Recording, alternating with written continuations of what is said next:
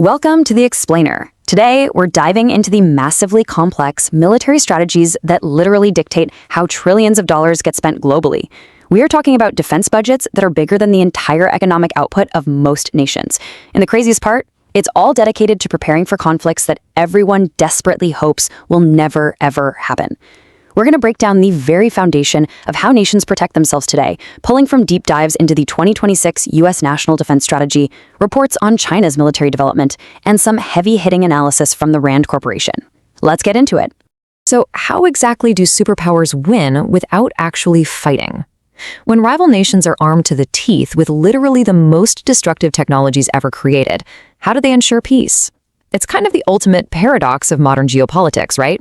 You build these world-ending arsenals specifically so you never have to use them.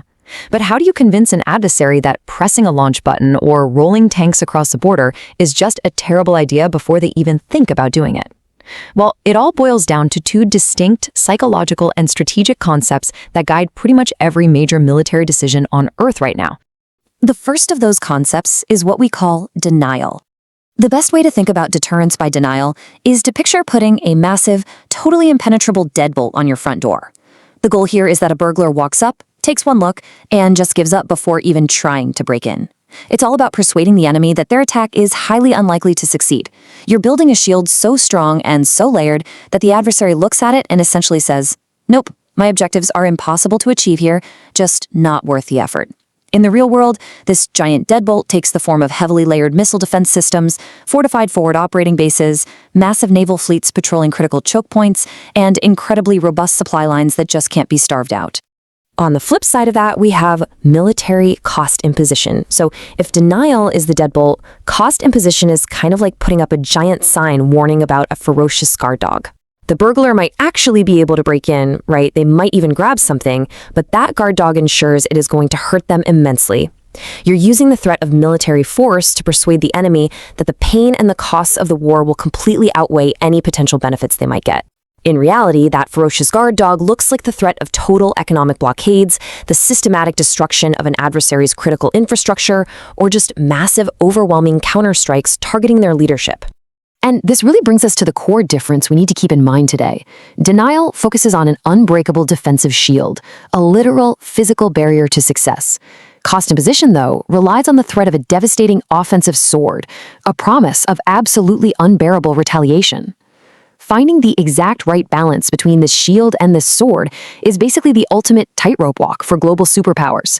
Every major military budget, every single troop deployment, and every new weapons program leans on a highly calculated mixture of these two theories just to maintain global stability. Here's our roadmap for today. We'll be covering 1. Theories of victory, 2. The strategy of denial, 3. China's active defense, 4. Modernizing the ultimate deterrent, and finally, 5, the cost of peace. Starting off with Section 2, the strategy of denial, U.S. National Defense Strategy. When you look at the 2026 U.S. National Defense Strategy, it leans heavily into that deadbolt approach we just talked about. The primary logic here is erecting a defensive perimeter alongside allies that is so formidable, adversaries know an attack just isn't worth attempting. The strategy explicitly calls out building and sustaining a strong denial defense, particularly in the Indo-Pacific. Now, why the Indo-Pacific? Well, it's a vast maritime environment with really complex geography, absolutely crucial global trade routes, and rapidly expanding pure military capabilities. In a theater like that, distance is literally the enemy, so it is absolutely crucial to have a pre-established uncrackable shield already in place. If it's glaringly obvious that aggression across those massive ocean distances will fail instantly, the conflict is deterred before it even starts. But, as you can imagine, building a deadbolt across an entire ocean requires staggering resources. To make it happen, the U.S. has pushed a really bold standard: 5% of gross domestic product for allied defense and security spending. To put that into perspective, historically, most nations struggle to hit even a 2% threshold. So moving to 5%, that is a massive economic shift. It means reallocating hundreds of billions of dollars from domestic programs directly into defense manufacturing and military readiness. The strategy makes it clear that relying solely on U.S. funding just isn't sustainable for the long haul. It demands a fundamental shift where wealthy allied nations step up and share the immense financial burden required to keep this global shield intact. Just consider the immense financial power behind this denial strategy. Non-US NATO allies hold a staggering $26 trillion in combined economic capacity. Compare that to Russia's $2 trillion. That massive disparity perfectly illustrates that allied nations genuinely possess the economic engine needed to heavily reinforce this defensive shield. Because, let's be honest, when you're trying to convince an adversary that they cannot win a prolonged conflict, money matters, big time. If mobilized effectively, that combined allied wealth creates a barrier of denial that is mathematically and economically impossible for adversaries to match, let alone overcome. Moving on to Section 3, China's active defense, blending shield and sword. Let's switch gears and look at how the People's Republic of China approaches these very same theories. They utilize a really unique blend. Their doctrine isn't purely defensive, but instead, it merges a strategic shield with an operational sword, a concept they call active defense. On a macro strategic level, their posture is defensive. They state they won't be the aggressor. However, at the operational and tactical levels, they heavily integrate offensive and preemptive actions. So strategically, they might be defending a maritime claim, right?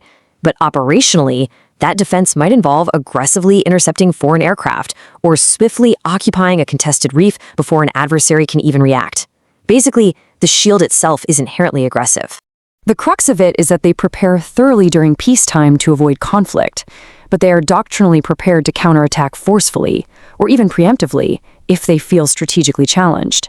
Their tenets are pretty clear: stay with striking back, and combine strategic defense with tactical offense. They strive for the best possibilities, aiming to restrain war and ultimately win it.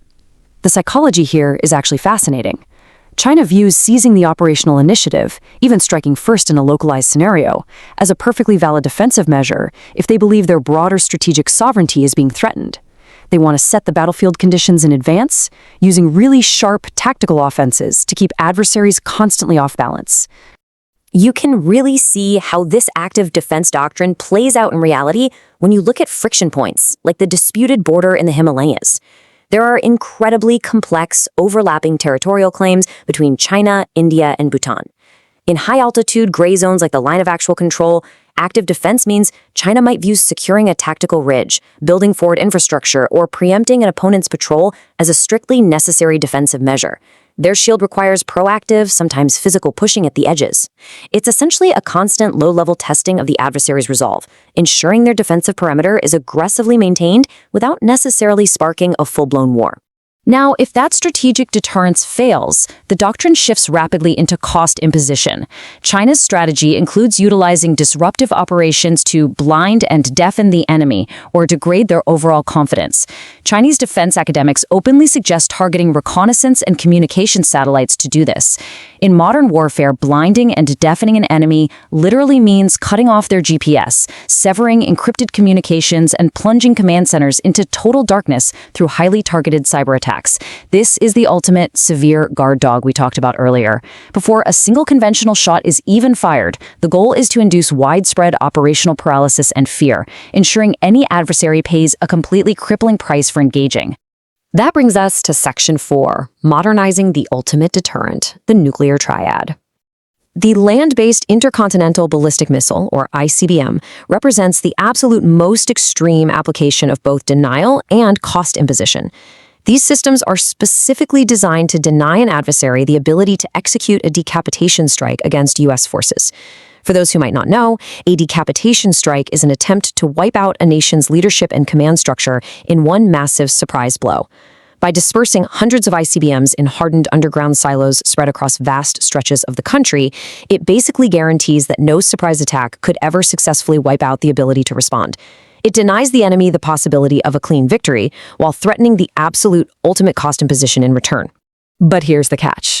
Maintaining this ultimate deterrent is extraordinarily expensive, and that has sparked a major national debate over whether to extend the life of the aging Minuteman III missiles or bite the bullet and build the entirely new ground-based strategic deterrent.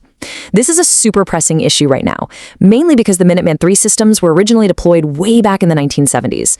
They've been the backbone of the land-based triad for half a century, and frankly, they are rapidly aging out past their intended lifespans. We are reaching a critical tipping point. The analog components, the aging solid rocket motors, the sprawling underground infrastructure, it all forces a tough decision. Do we patch them up yet again, or do we start completely from scratch? Defense officials often compare extending the old missile to endlessly fixing a beat-up old car.